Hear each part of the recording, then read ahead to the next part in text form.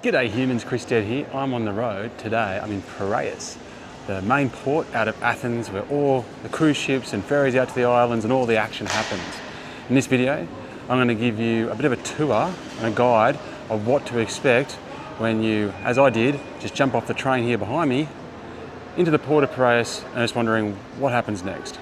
Also, when you get off your cruise ship or your ferry, what happens next? Because it's pretty hard to understand before you get here. And I wish someone had done this video before I got here because yeah, it's really confusing. It's possibly not what you expect and you really need to know what's coming for you. So anyway, yeah, just take it from a bloke who just walked for 30 minutes lugging his luggage through the hot sun. Okay, all right, let's go.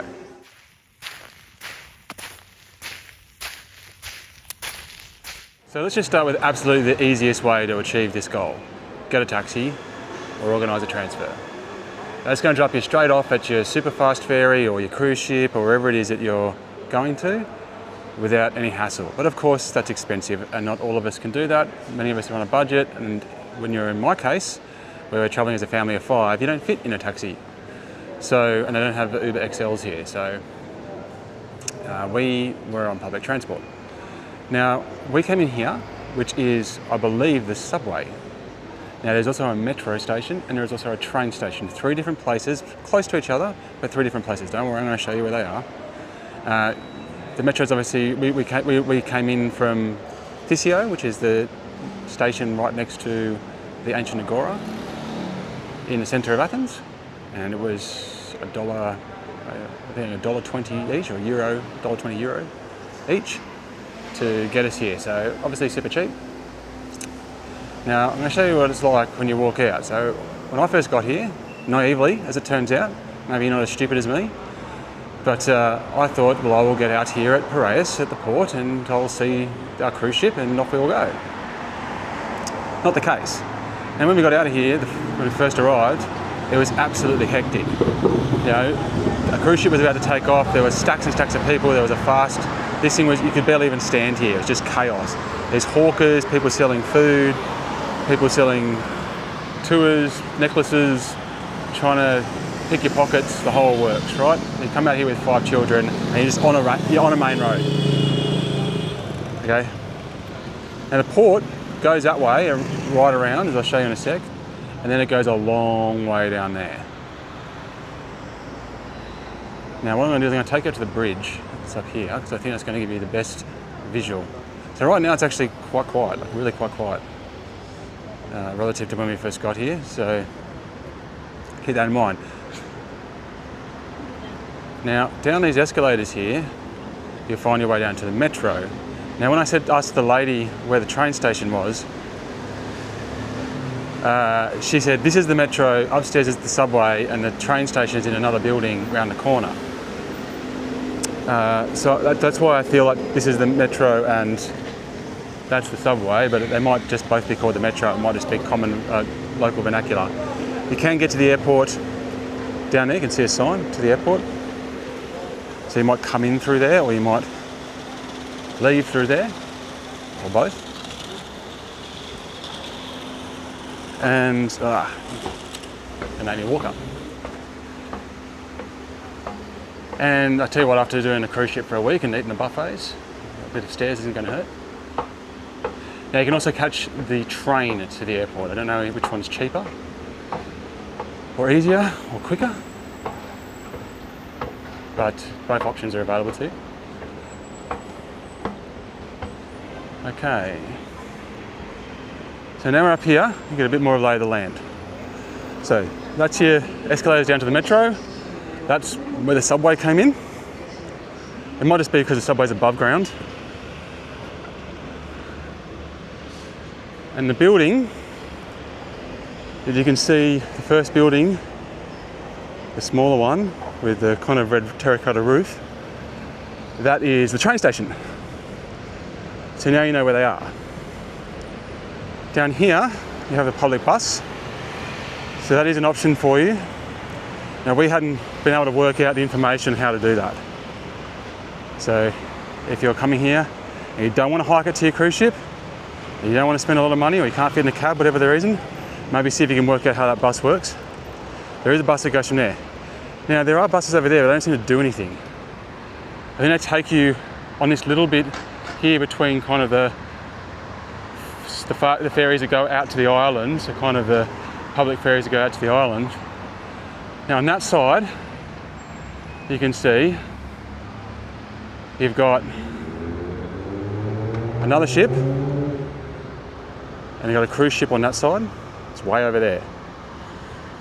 Then, see in the far distance, you've got another cruise ship. That's actually on the other side. And there's another cruise ship over there, as you can see. If we have a look over here, you might, well, I actually don't think you'll be able to see the cruise ship we were on, but it's on the other side, that big one there. This is a P&O, we're on the other side. Celestial Journey was the one we were on. If you want to catch a review of that, it's coming up on the channel. Now, there's no straightforward way to walk there. You basically, there's no internal bus system, there's no internal transfer system. You basically just got to hike it along these streets, but you've got some seriously loose tiles here and there. It's an ankle snapping heaven. And then you kind of get to the water, and then you've got to follow the water around, and you've got to go around that big kind of stadium thing that you might be able to see over there, which is like in ruins, by what I can tell. There's like heaps of homeless people in the park there, and then you've got to walk around that to get to your cruise ship, or our cruise ship, which was there. Now, God forbid you're in the one right at the very far end. So we walked that, and it took us about half an hour, 25 minutes to half an hour. Okay, so my first hot tip. Do not try and walk from the Piraeus train station to the Celestial Cruise. It's, I don't know, it didn't make out it was that challenging a thing to do, but far out. Been walking in 37-degree heat, half an hour now. There's no indication of where you're supposed to go. You've got to circle around one building, circle around another building, circle around another building, through some ruins. Got no idea. I think we took the quickest route too. But it's just, yeah, we should not have done that. So that's what you're up for. So if you're like me and you thought, well, I'm just going to catch the train down to the port and jump on my cruise ship or jump on my ferry, it's not going to be as straightforward as that. And then when you come back, trying to work out which of these stations you need is also not straightforward. Now we're going from here to Patra, on the other side of Greece, to catch a ferry across to Italy. So we need to catch a train on the far one. But if you're just going into Athens or to the airport, you could catch the metro or the subway. Now there are toilets in the train station, free toilets, public toilets, but they've got no toilet paper, no soap, and no seats. So be warned. And like I said, it gets pretty busy here. Now the good thing is there's plenty of places to eat, plenty of places to grab a drink. It's all very cheap and affordable. There's street food. There's restaurants, there's more exotic fare. So if you end up down here for a couple of hours to kill, you're not going to run short of options. And there are little shady spots and seats the whole way around. You can stop and have a rest and a break as you go. But like I said, like the best, if we had known what was going to come, we probably just would have organised a transfer for the 5 of us from our Airbnb in Athens just directly to the ferry, and we would have cut out all the public transport, and it would have cost us an extra $20 or $30 Australian, which would have been way worth it. I didn't realise it was going to be like that, otherwise I would have done it. But now that you've seen this video, you do know, so you can make a wise decision. So the short answer is yes, you can come here, you can spend $1.20 on a subway, rock up here, hike your way to your ferry. You can see the orange one there. That ferry is kind of more like I'm going to Santorini, I'm going to Mykonos, so they're a bit closer, and the cruise ships are further and further back. And then you can decide whether you want to hike it, bus it, cab it, but now you know. Alright, well there you go guys, there's a quick guide and some tips on what to do when you get to the port of Piraeus in Athens, Greece. It caught us out, didn't have to, we could have just done more research, but you know, you look at it on them, you think it's just going to be that easy, right? You know, you just think, okay, yeah, of course, the public transport would take you to the busiest port, one of the busiest ports in the world, would take you to where you need to go, or they'd have some sort of, you know, bus system or shuttle system or something set up not to leave tourists just kind of hanging out in this, mecca of chaos, trying to work out where the hell to go in the heat of summer. But they don't. So it's up to you to sort yourself out. All right, I'm Kristen. I hope that was helped you. Make sure you get my other videos. Until next time, I'm getting back on the road. Woo!